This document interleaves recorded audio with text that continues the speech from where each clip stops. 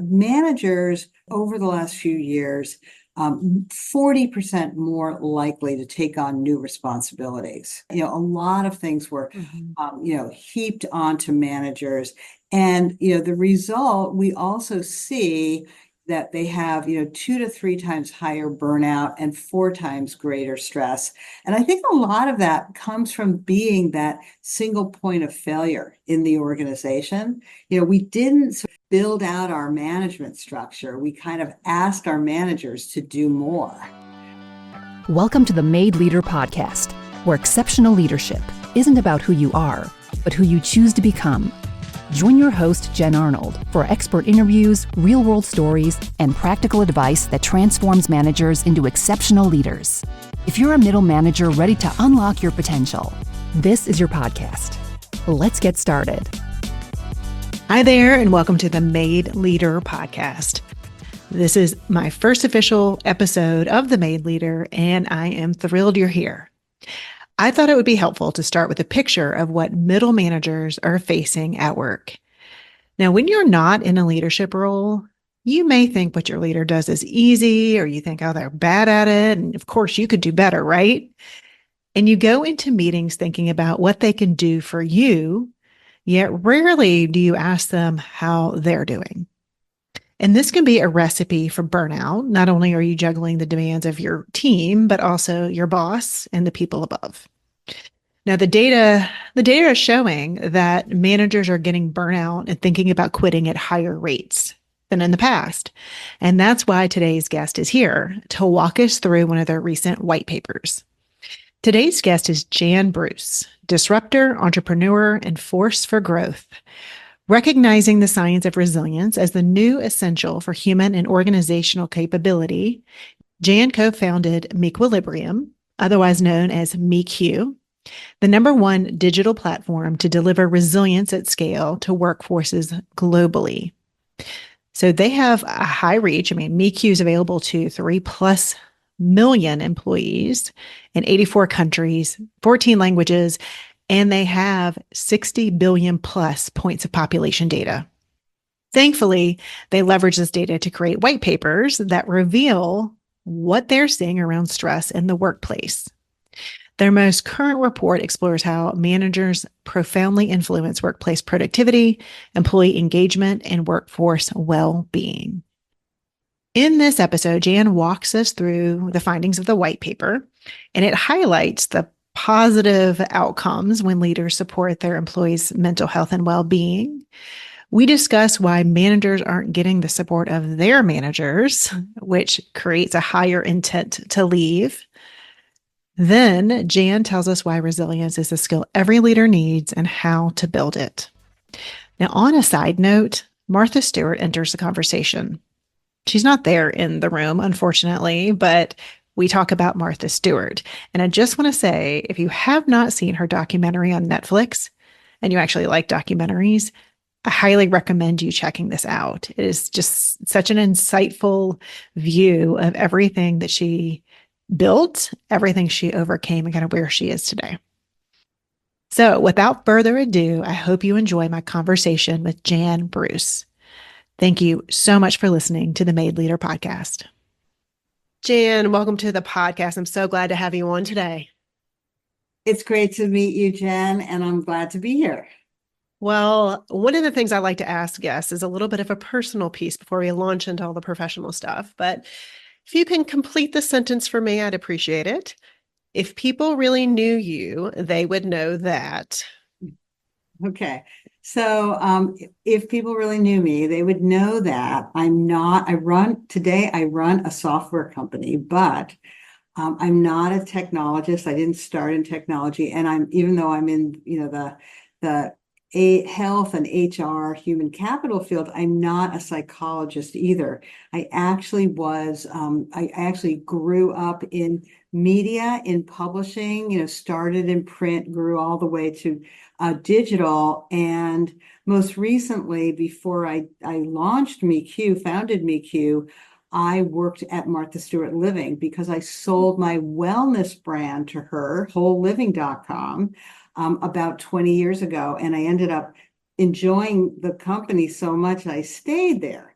but it actually, working in public media in the aughts, was you learn a thing or two about stress and, sort of, a lot of change and a lot of toxicity in the working environment. And all of that kind of contributed to my own feelings about stress and how it conflicted with my goals about control and achievement. And long story short, it drove me to technology to start this company.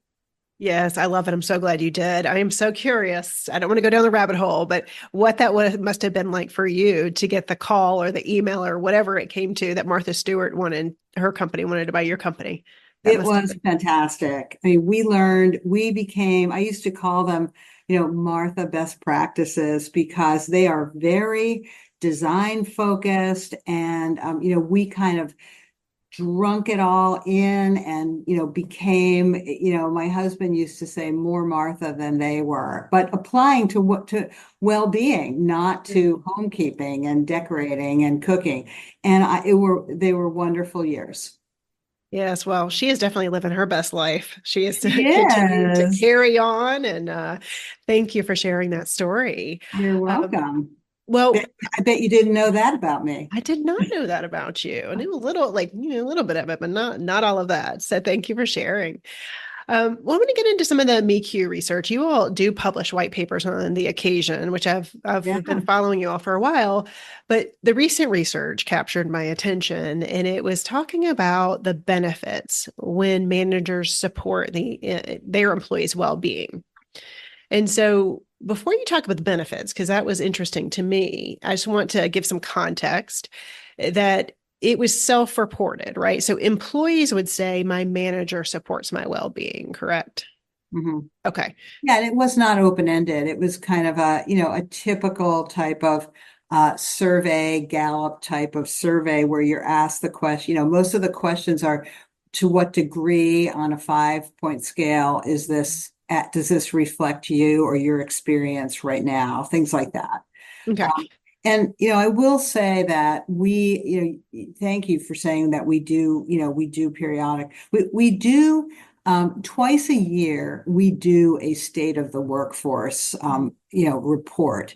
And what's interesting is that it has allowed us, because I think we've been doing it for about 4 years now, so there are 8 of them.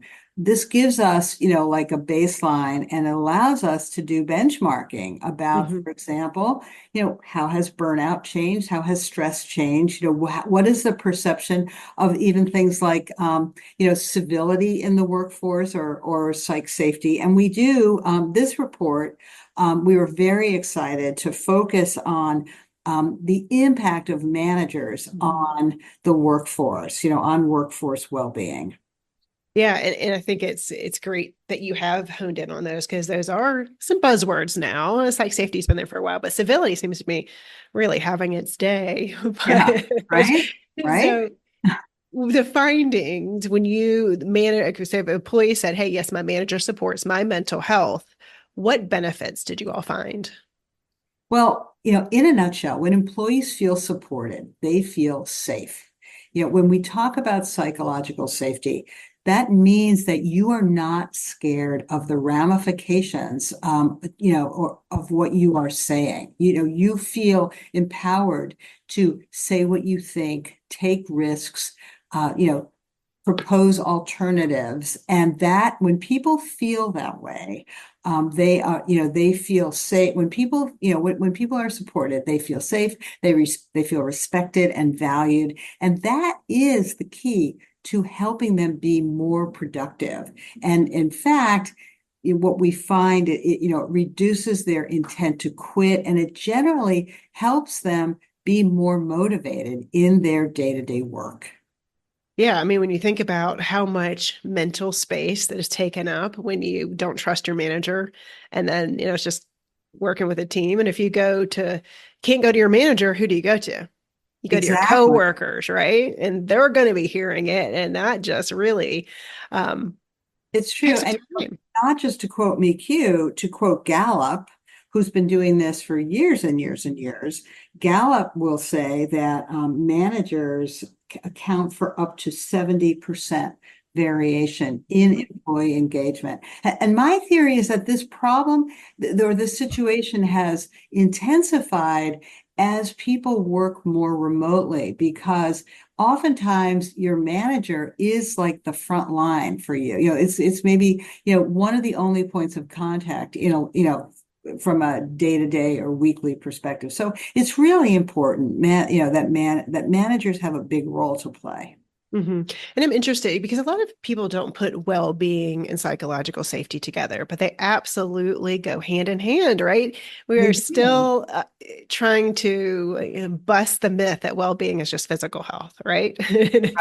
That's right. And I love that you saw the link between well-being and then those leaders are also creating those psychologically safe environments.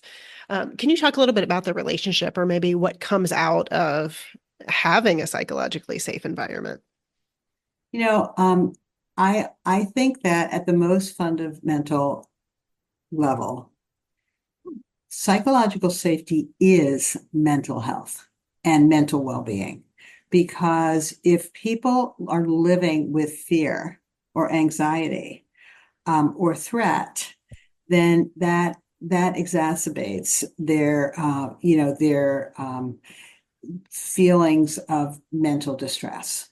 So, you put people, when people are not psychologically safe, they are in a, continual state of, perceived threat, which is where, we all know that means they're living with heightened stress and fight or flight. And, it's just an overload that is, that is caused by that, by the threat of being unsafe. Right. And they'll stay longer and probably, I mean, I know the research has found that more likely to take risks, be innovative. When we find that, what we see in our data is that psychologically safe environments, like when managers look out for the mental well-being of their employees, then, as you just said, they feel safe to take risks. They feel safe to share ideas. They're not worried about the fallout from that, and they can be more creative. And what we find is that when managers boost that psychological safety by, that they can do that by being strong and caring. And when they can impact psychological safety by about 40%. Interestingly, employees who have strong manager support are 66% less likely to report experiencing that distress and also incivility at work. So these things go hand in hand. A caring, supportive environment helps people relax and do their best work. It's kind of like as common sense and logical as that, but it takes work to make that happen.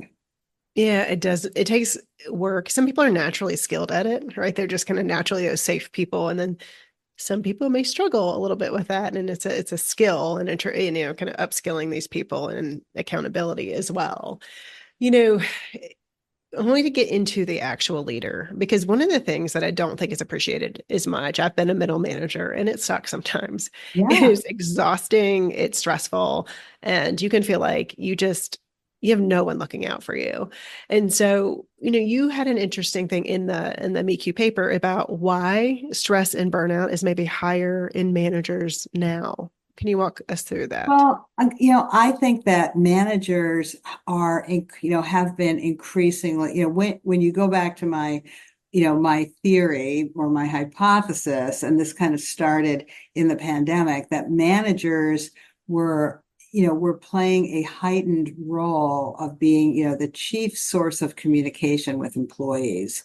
So it started with that, because managers have been over the last few years 40% more likely to take on new responsibilities. A lot of things were heaped onto managers, and the result, we also see that they have 2 to 3 times higher burnout and 4 times greater stress. And I think a lot of that comes from being that single point of failure in the organization. We didn't sort of build out our management structure. We kind of asked our managers to do more. you know, Mhm. so Include become therapists, right? I mean, that yeah, there's so many exactly. things that they are now expected to do. It started with the pandemic, right? Now you have to deal with your employees' mental health and like help them get to a better place or get them to the resources. But that's just continued on with the expectations of leaders. Exactly. I mean, that's exactly right. And there's that old adage, if you want something done, give it to your busiest person. But but Mhm. unfortunately, that sometimes silently takes its toll on people, on Mhm. managers. It's like the stepping up Mhm. has has this fallout. And I think you see that also in their own self-care and well-being. Like something's got to give. And so Mhm. they start cutting corners with themselves, or Mhm. hopefully not, but their families. No, of course, right? Yeah, I mean, you only right? have so much time in a day. It's got to go somewhere, and then it's going to be taken away from your personal life, Exactly. right? One thing you did found though, and this is so true. This is what I found in real life, right? That managers aren't getting the support of their managers. There seems to be this disconnect and all of this, hey, managers, you need to show your employees appreciation and you need to, take care of their well-being and psychological safety, but they are not getting the same support.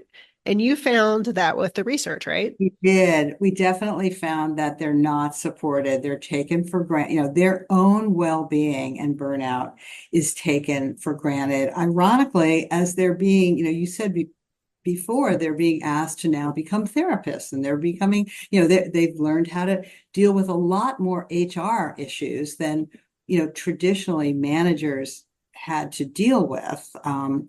But they and accordingly more burned out, more more likely, 24% more likely to report considering quitting their job because of that.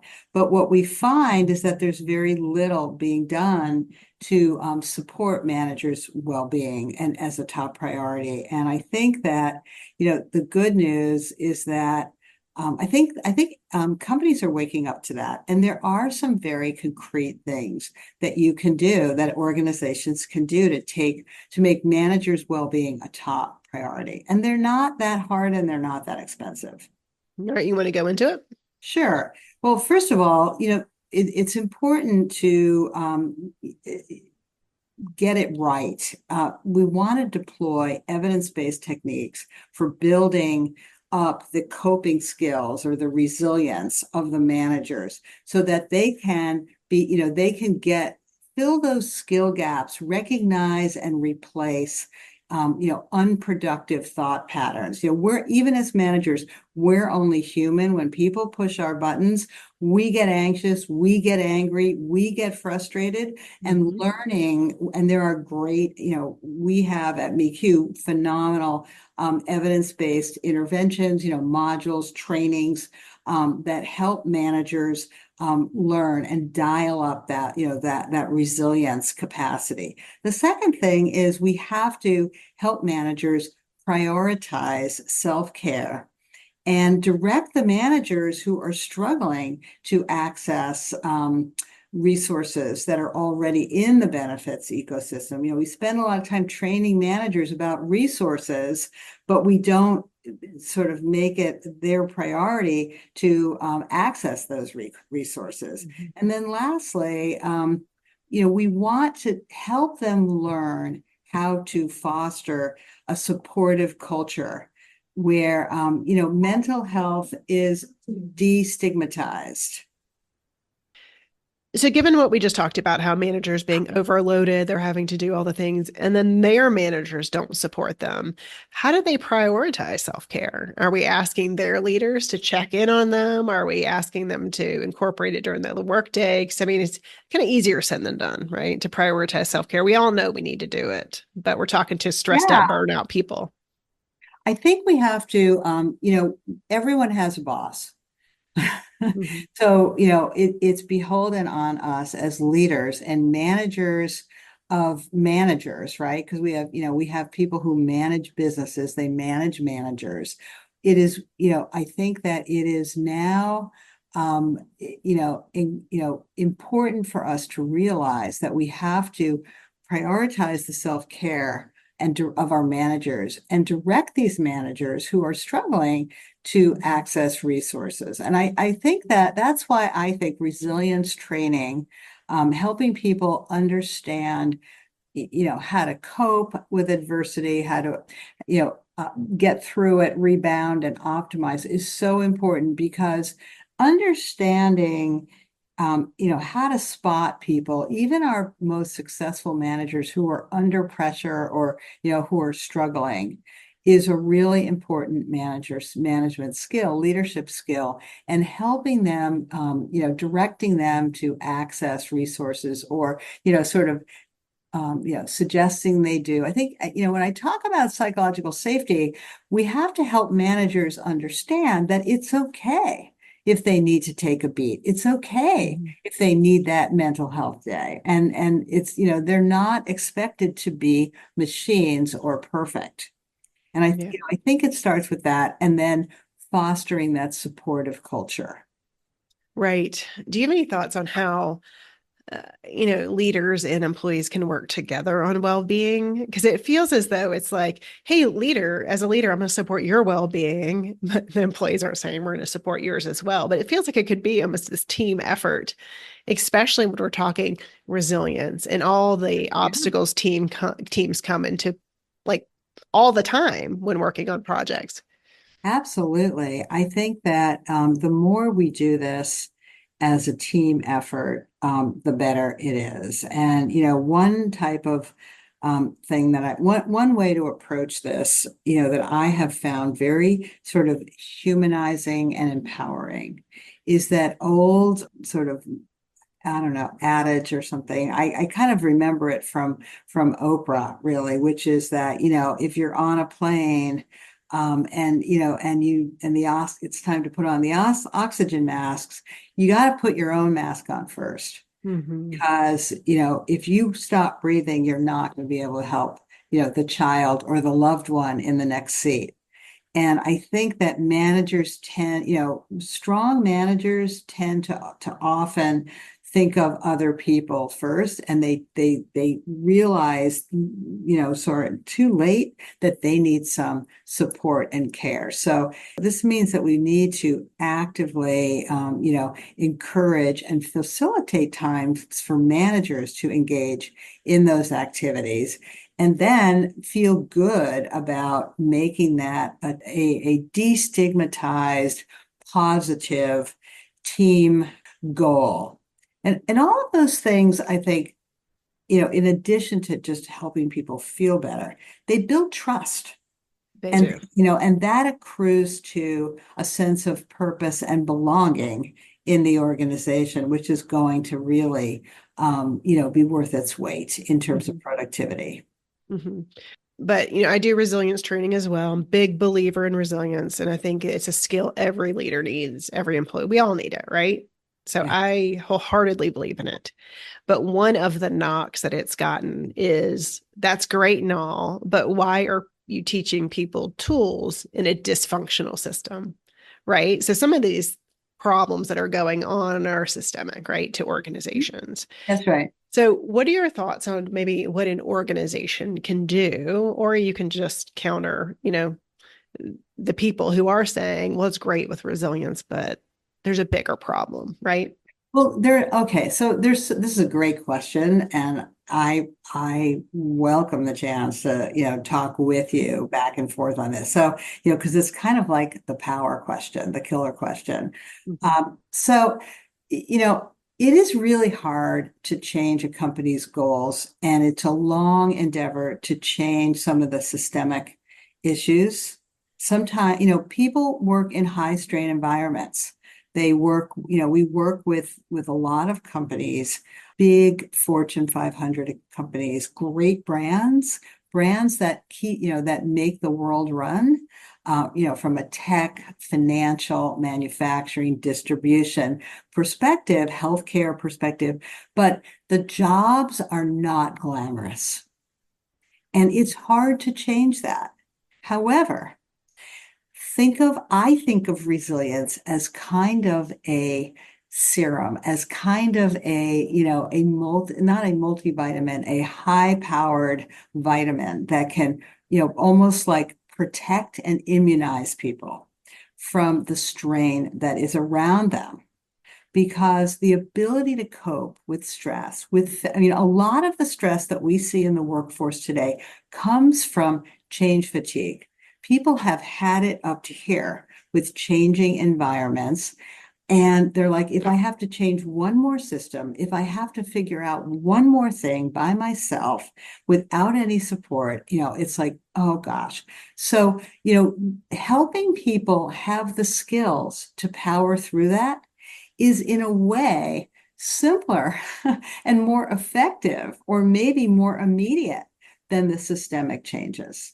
Of course, we always want to, companies are, they're always trying to improve their systems. No one no one wants to, sort of create a more difficult and oppressive culture.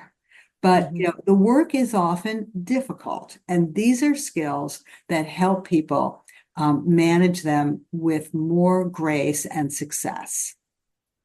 Thanks for that, Jan. And, I do. I think it's a skill everybody needs. And I often talk to people about it to say, this is what I can do. I can bring people tools, and then they now have coping, and they can choose if they have the luxury of choosing. Not everyone does. Not everyone can leave their job, but they have the choice to say, do I want to stay in it? Do I want to change? What do I need to do to maybe get out of the situation if it's not serving them?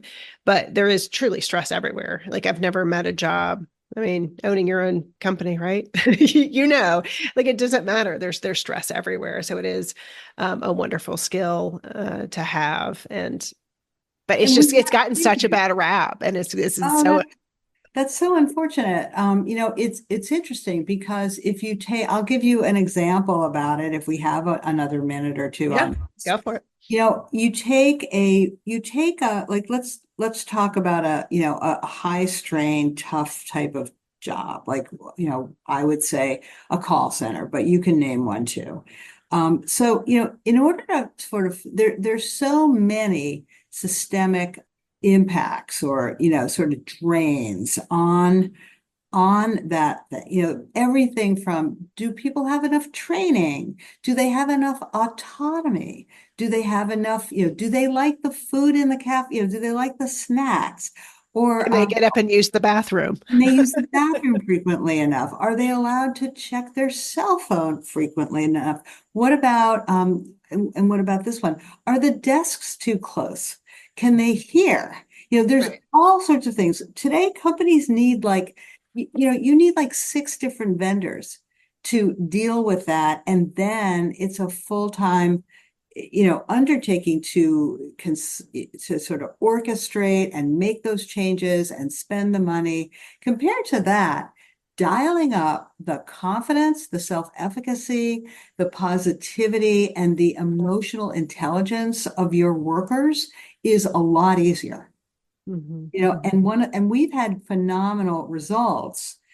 I think that one of the things that's really impactful is that we take a very, like our research, very data-driven and then evidence-based approach, and we watch for what works, and we get better and better at impacting people positively. Right. Yes, skills that employees need, like, throughout. You need it. Yes. And they're a life skill. They make you, they make you feel better, but they make you more successul. Yeah, and I find that it crosses over into their personal life as well. Correct. Right, because that brings stress and drama too. So it can be used across, locations. So, Jan, if leaders did nothing else for themselves to combat stress and build resilience, what would you say they should do, and as specific as you can make it?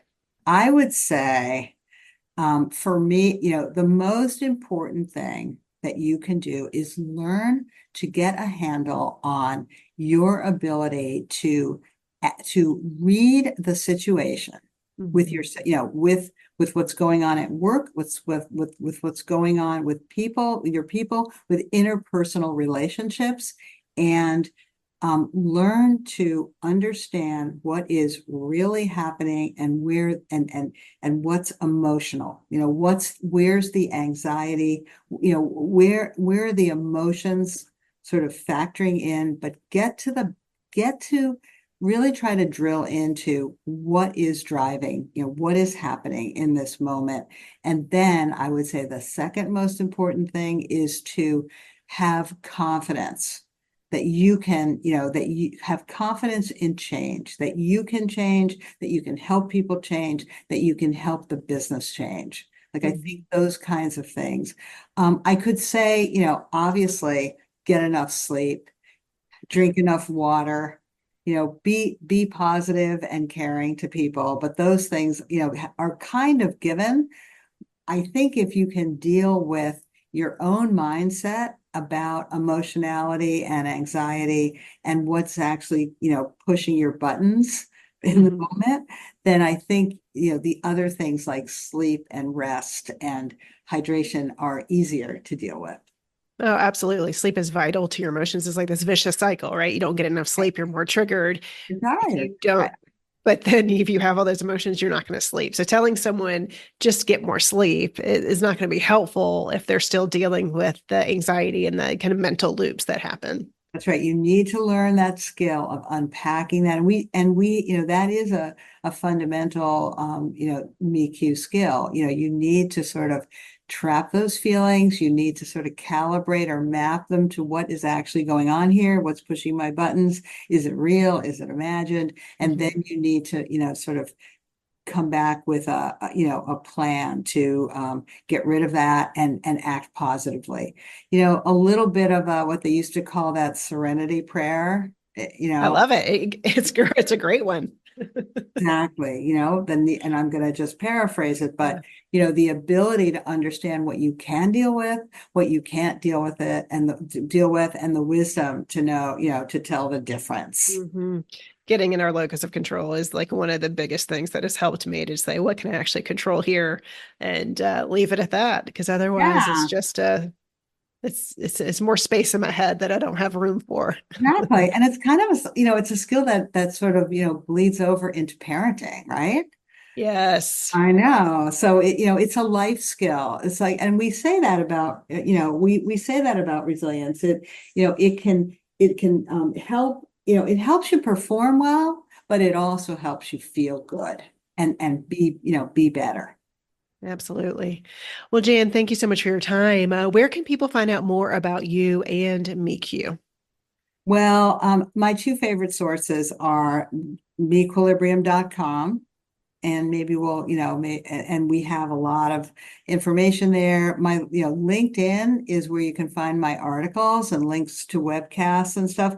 And we also have MeQ TV Oh, I on didn't know that. YouTube, youtube.com, MeQ, MEQ TV. Well, I can link all of that up in the show notes. That We're would not be connected on fantastic. LinkedIn, so I will connect with you on LinkedIn. Everything will be linked up in the show notes. But Jan, anything else? Go ahead. Yeah. Did you have some? Oh, sorry, go ahead. I was going to say that there's also, we should probably, I mean, this manager report that you have I'll link asked me up. about, Jen, is fantastic. We Mhm. should get a link to that for Yep. you.